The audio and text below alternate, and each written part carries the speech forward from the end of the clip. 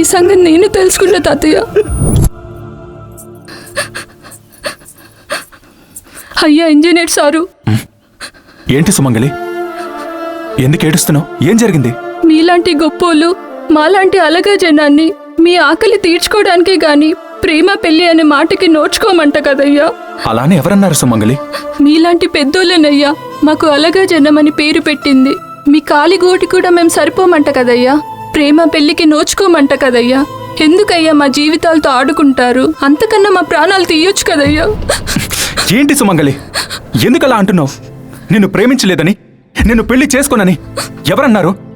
పద, నేనేంటో ఇప్పుడే నిరూపిస్తా.